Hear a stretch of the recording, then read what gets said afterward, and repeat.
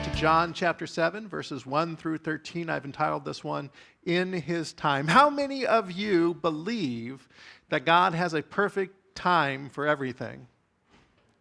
Okay, how many of you believe that you're completely in sync with His perfect time? All right. So we're going to help you to try to get a little more in sync with His perfect timing. All right, we'll talk a little bit about that. Here's the passage that we're looking at, John 7, 1 through 13. After this, after what?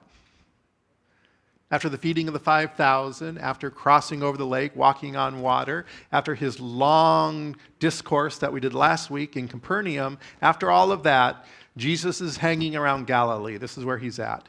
After this, Jesus went around in Galilee, purposely staying away from Judea because the Jews were there waiting to take his life. And when we say the word Jews, we're talking about the Jewish leaders. But when the Jewish Feast of Tabernacles was near, Jesus' brothers said to him, "You ought to leave here and go to Judea, so that your disciples may see the miracles you do. No one who wants to become a public figure acts in secret. Since you're doing these things, show yourself to the world." For even his own brothers did not believe in him. Therefore, Jesus told them, "The right time for me has not yet come. For you, any time is right. The world cannot hate you, but it hates me because I testify that what it does is evil. You go to the feast. I am not yet going up to this feast, because for me the right time has not yet come." Having said this, he stayed in Galilee. However, after his brothers had left for the feast, he went also, not publicly, but in secret. Now at the feast, the Jews were watching for him and asking, "Where is that man?" Among the crowds, there was widespread whispering about him. Some said he's a good man. Others replied, "No, he deceives the people." But no one would say anything publicly about him for fear of the Jews. So what we have set up here is a little contrast between Jesus and his brothers. How many of you knew that Jesus had brothers? Had several of them and some unnamed sisters. We don't know how many sisters he had, but we do know that he had several brothers. And we know that his brothers didn't believe in him until after his resurrection.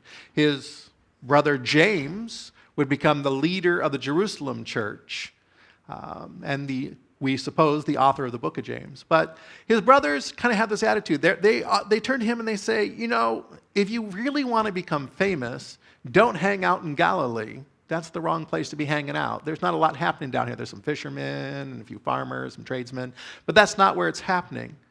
It's the Feast of the Tabernacles, and everybody's required to go to Jerusalem during the feast. If you want a crowd, if you want to make a name for yourself, go to Jerusalem and do your miracles there. And that way you can be a big name. Now, whether or not they were being serious or being sarcastic, that's kind of up to us to interpret. We don't know. It doesn't say. We know it does say that they didn't believe who he was, so they may have been mocking him a little bit, like, "Oh, there's Jesus. You want a big name? Go to Jerusalem and do your tricks." That'd be kind of, I kind of feel for Jesus' brothers. It's kind of hard growing up with an older brother who's perfect, just... How many times do you think Joseph and Mary were like, "Why can't you be like Jesus?" Can you imagine Jesus in Saturday school? Because they wouldn't have had Sunday school. It would have been Saturday, right? For the Jewish Sabbath. Can you imagine Jesus in Saturday school? Whoever had to have him, the rabbi that had to teach him, like, "Who knows the answer?"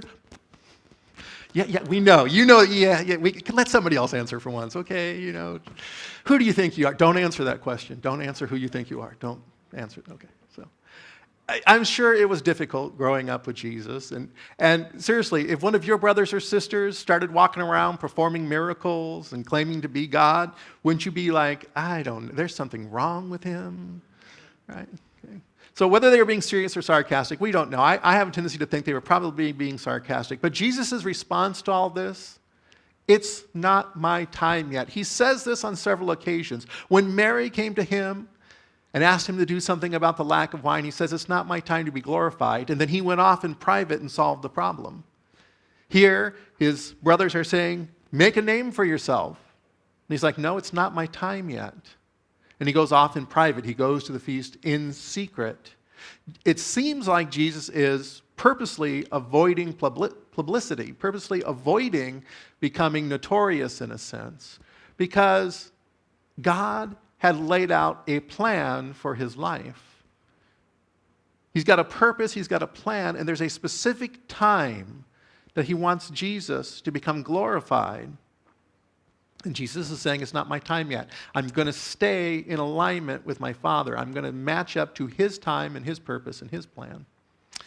Jesus turns to his brother and says, any time's good for you guys because you're part of the world and you're looking at things from a worldly perspective.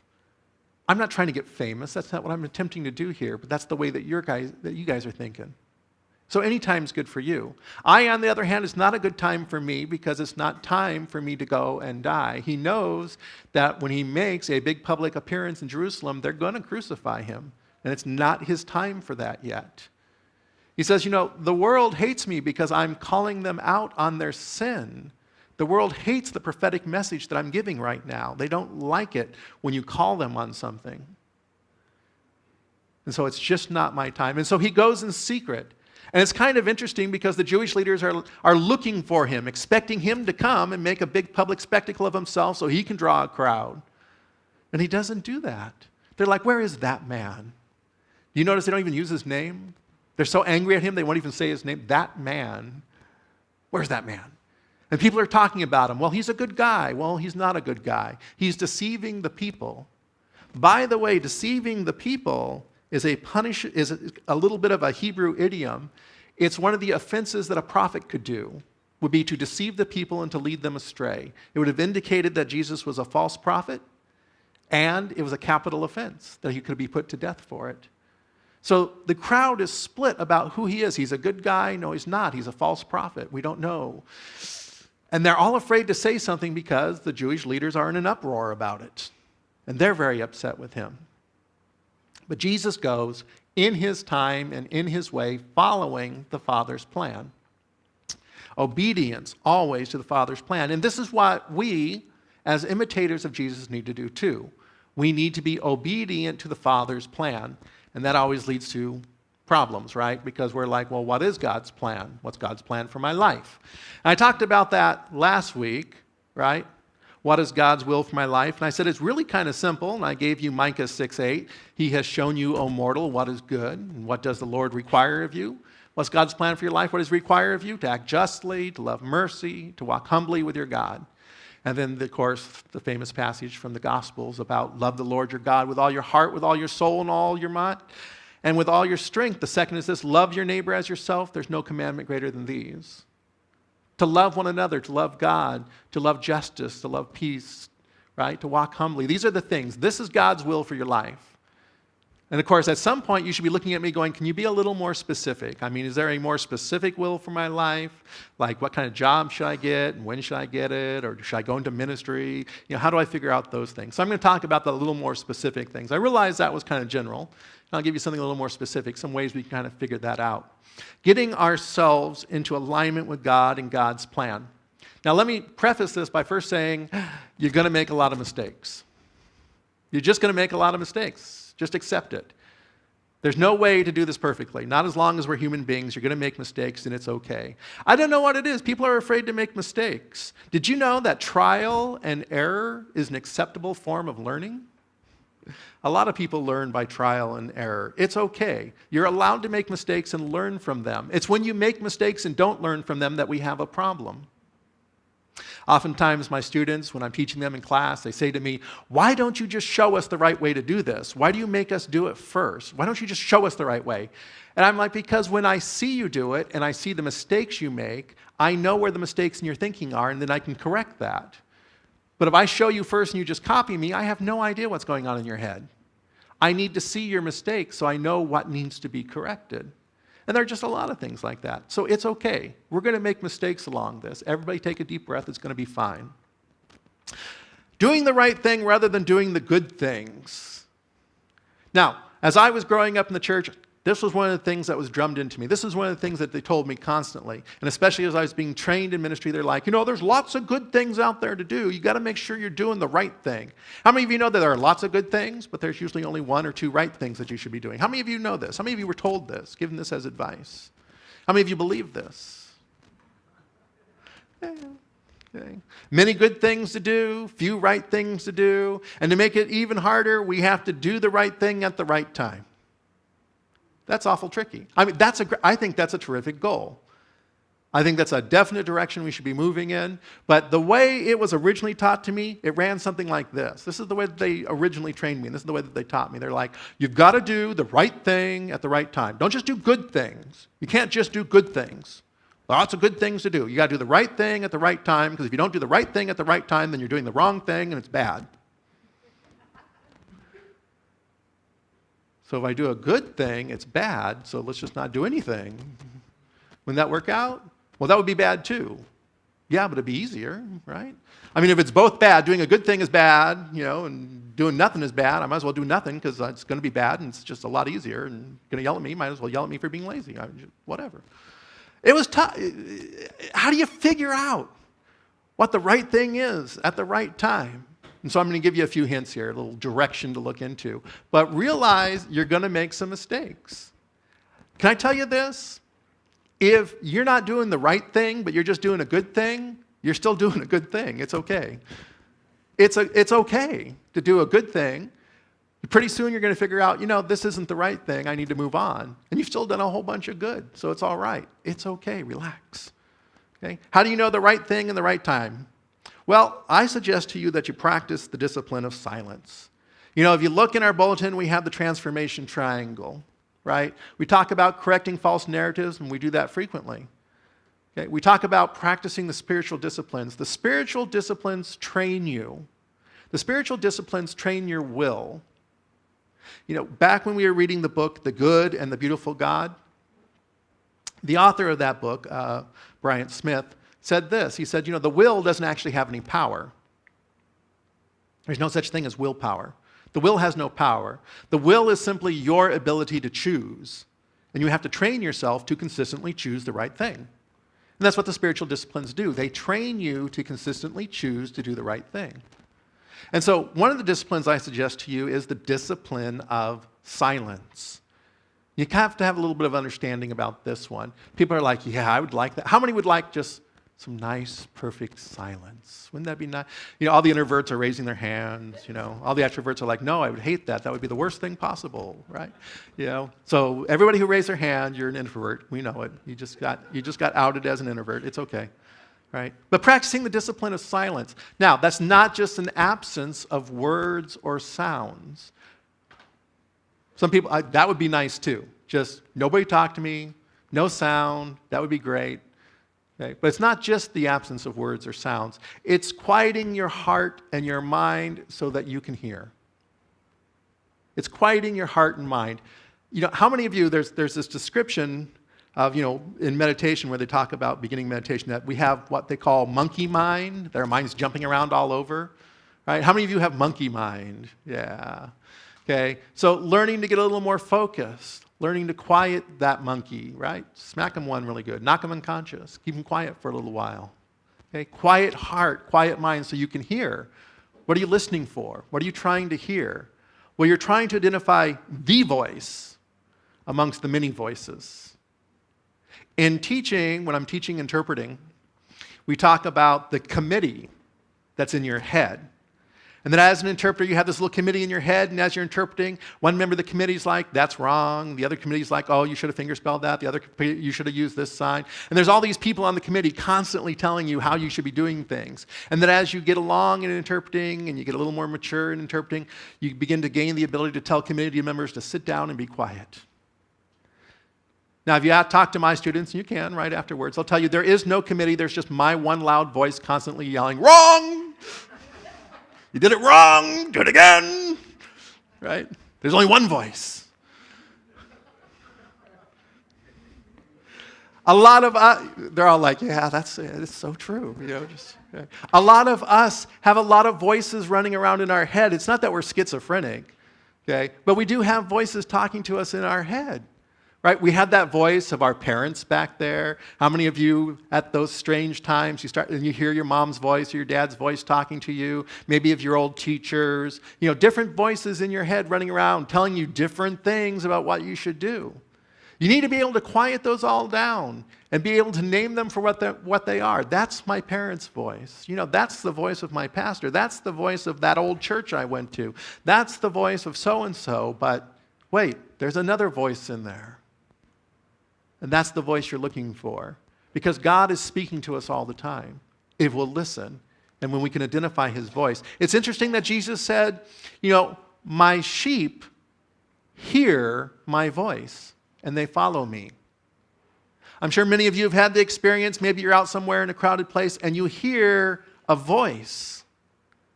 And you're like, I know that voice. And you turn to look and you find your friend. You're like, oh, I haven't seen you for a long time. But you would recognize that voice because you're so familiar with it. That happens with the voice of God. You need to be able to identify it consistently. And the more you get familiar with it, the more you will respond to it when you hear it. And so that's the first thing, to quiet your heart, quiet your mind. Identify the other voices in your head so you can rule them out, so you can identify the voice speaking to you. From there, I say, practice the discipline of wise counsel. This is not always an easy one to do. Practice the discipline of wise counsel. Find some mature Christians who will counsel and not just agree. First off, it's kind of hard to find some really good mature Christians who are really good and healthy and understand, what it's like being human and moving towards the divine at the same time. That is not always easy to find. But you also need to find somebody who's not just going to agree with you. Oftentimes, we go to people for counseling, and they just want somebody to agree with them.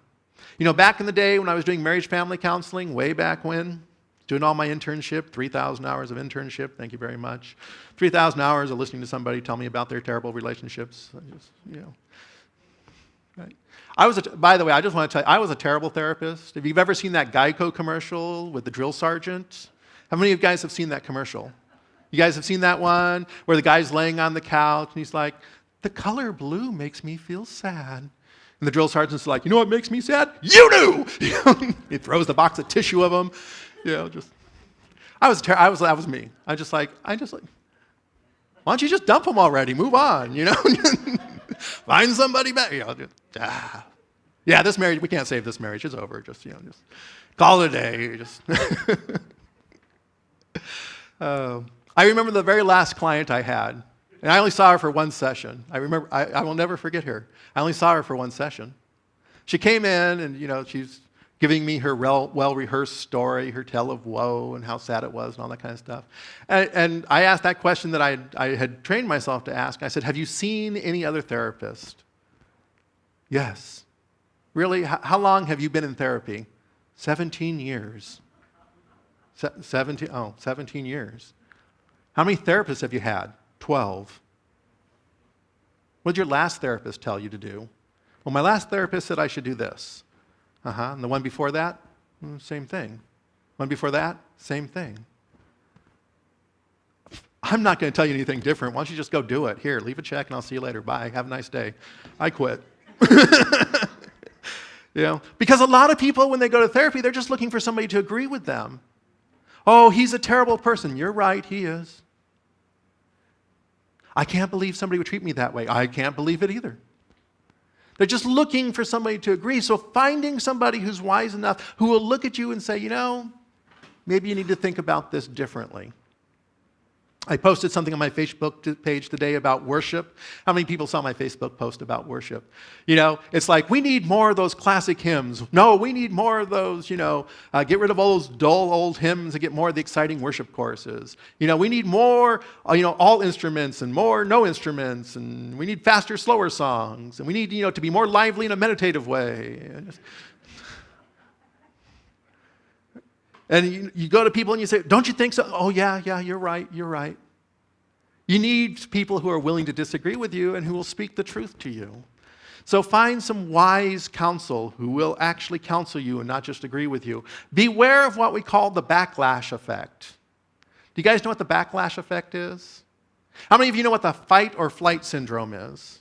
Right? That when you are attacked, that you'll either fight, your body will get you ready to fight, it gets you all hyped up and stuff like that, and you're ready to fight, or it gets you all hyped up so you can run away. You guys know what that is, the fight or flight? The backlash effect is exactly the same thing, except it happens when somebody disagrees with one of your cherished beliefs. There's something in our brain that when somebody questions one of those cherished beliefs that you have, that kicks in the fight or flight syndrome. And if you don't recognize this, you know what happens? We get American politics, where we can't talk about anything, we just fight about it and yell at each other. We either fight or we run away. And we have to understand, you know what? When somebody questions one of my cherished beliefs, I get all, ugh, this happens. You'll see this sometimes happen in certain classes. I'm sure if you ask Ted, he'll tell you all about this. As a philosophy instructor, it's his job to question students' beliefs, not to prove that they're wrong, but to help them strengthen their arguments and see where there are faults in their argumentation. But many a student will suddenly get all emotional and all upset because I can't believe you're questioning my cherished beliefs. That's the backlash syndrome going on. So when somebody says to you, hey, I don't agree with this, maybe you ought to think about this a different way, and you suddenly feel all tense and all emotional, take a deep breath and relax. You go to somebody, you say, don't you think this is the right ministry for me? Don't you think this is the right time for me? Isn't this the right thing that I should be doing? And they're just like, oh yeah, sure. And a lot of people will do that, yes, yeah, because they're afraid you're going to get all emotional if you disagree with them. So you need to be aware of it, not lash out just because somebody disagrees with you. Stay humble at all times. You could be wrong. Isn't that a horrible thing? You could actually be wrong. Oh, I have found that, my thinking over the years, my list of doctrines and beliefs that I have changed over the years. And even today, I have to stop and say, I could definitely still be wrong on this. That's why, as I said last week, I'm not attached to a list of beliefs. I'm attached to Christ. And I trust in his good nature, not what I necessarily believe about him. Because who knows, 20 years from now, I could believe something different. I could be wrong. Probably not, but I probably could be. Just right. Oh no, I'm going to stay humble. I could be wrong. Yeah. Okay. Practice the discipline of self-examination. Oftentimes we have decided that we know what the right thing is. We know what the good things are and what the right things are, and we know what the right time is. And how dare the rest of you get in my way and prevent me from doing what I know is right? And I'll be more than happy to tell you how to run your life because you're doing it wrong too. So we need to practice some self-examination here. One of the things you have to ask yourself is this really a spiritual matter? Let me give you a couple of crazy examples. I call this the battle of the green carpet. Years ago, when I was at a different church in Garden Grove, we'd had a fire in the fellowship hall, and so it had to be rebuilt and remodeled. And came the huge decision, what color carpet shall we place upon the ground? And it broke into camps. One, we absolutely need red carpet. The other camp was, we absolutely need blue carpet. And it got to the point of these two fighting groups that they were actually beginning to question each other's spirituality and whether or not one group was Christian enough to even make this decision over the color of carpet. And it was my unfortunate experience to come in on a Saturday because I had to pick up some stuff out of my office. And they were battling it out there in the fellowship hall about, you people, you don't listen to God, you don't understand, you don't consider other people, you don't love other people because you want to put in blue carpet. Nobody likes blue carpet and everybody hates blue carpet. How can you force your will on all of the rest of us? And it's like, what are you people talking about? You want this red carpet's ugly. And I happened to show up in the middle of this. And I got sucked into it. Pastor, come here. Do you think we should put in hideous, ugly blue carpet? Or carpet like the blood of Jesus?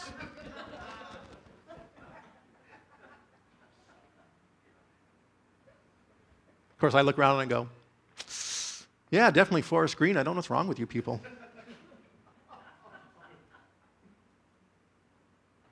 Forest green? Yeah. All this nice light woodwork would look great, forest green, You got maple staining over there. It's going to look terrific. Not that I just outed myself in front of everybody, but I can wave my hand and redecorate the room. What's wrong with you people, right? And they all went, yeah. Fellowship Hall got forest green carpet that day. They ordered it right there. It looked terrific. I'm just like going, of course, I'm always right. Right? But was that really a spiritual matter? Are we really fighting? See, there was this one woman I met. We were doing intensive therapy workshops. They would last about 3 days. We do them over the weekend. We start Friday night. We spend all weekend, right? It's like a retreat, intensive workshops kind of thing. And every time we would ask her a question, and it could be any question. Okay? You could ask her, what do you want for breakfast? You want Cheerios or cornflakes? Her mind, and she would talk out loud, so she processed out loud. She was one of these people, right? And so she'd start going. She'd go, well, I don't know. Let me think about it for a second. Cheerios or cornflakes? I really want Cheerios, but I can't trust myself because I tend to be fleshly and just trying to please myself with Cheerios, so maybe I should get cornflakes. I'm feeling resistant to cornflakes, and since I tend to resist the things of God, I should probably get cornflakes. That's probably what God wants for me. And I had to look at her and say as nicely as I could, which was not easy. I'm not very tactful in these matters. I just looked at her and I said, do you really think God cares if you have Cheerios or cornflakes? God doesn't care. If God really cares, if you pour yourself a bowl of cornflakes, it's going to come out Cheerios. You can eat whatever Cheerios, cornflakes, trust me, that's not on God's agenda. That's not part of God's will for your life. God doesn't care whether you eat Cheerios or cornflakes, okay? Whether you practice justice or mercy, God cares about those things. But stop going crazy up here about this kind of stuff. It wasn't really a spiritual matter. So examine yourself. Am I really getting upset about something that's not really that spiritual? What about Jesus? Jesus knew it was not his time yet. That was a spiritual matter for him. Was it about going to a feast, yes or no? The feast wasn't the issue. He went. The issue was, will I bring glory to myself in my time or God's time? So he focused on the spiritual issue. Am I trying to win? Am I trying to win? Sometimes we get into arguments about what the good thing is or the right thing is, and all I want to do is win. And I'll say anything. I don't even care if I hurt the other person as long as I win. The best piece of advice I ever got about marriage was this. You always have a choice when you come to an argument. You can be right or you can be married. Which one do you want? Sometimes we get into arguments and all we can think about is winning the argument, no matter how much damage we inflict. And we should think about that in the same thing when we're coming to God's will for our life. Am I arguing with God trying to win? It's not going to work. Do I have to threaten to get my way? If you have to threaten something to get your way, to prove that you're right, to prove that I'm doing the right thing, you're doing it wrong. Well, I'll never go there again. I'll never give another dime to that child.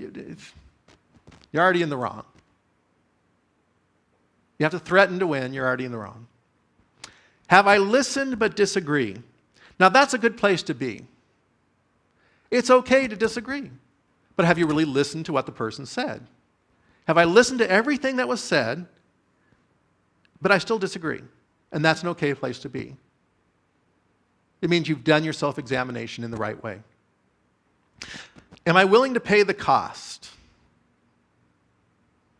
Sometimes we just avoid doing the right thing because we don't like paying the cost that's associated with it. This is why Jesus would said, nobody builds a tower unless he figures out how much it's going to cost first.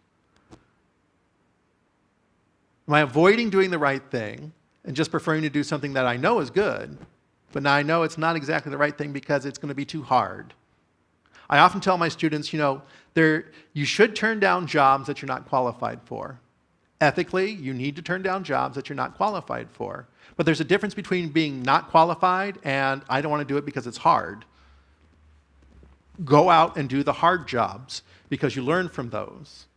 But if you're unqualified, definitely say, I can't do that. So taking all of this into consideration, practice the discipline of journaling. See, you've gone out and you've been quiet and you've listened and you believe that you've heard the voice. You've gone out and you've gotten some wise counsel. You've examined yourself. Now write it down. Practice this discipline of journaling. I encourage you, if you're not doing journaling, if you're not practicing this discipline, you really need to do it, and here's why. Oh, what horrible thing did I just do, Roger? Because one of the things you can do when you're journaling is you get to go back sometimes months later, sometimes even years later. Write down what you heard. Write down the counsel you received. Write down the decision that you made, and then go back later and see the result.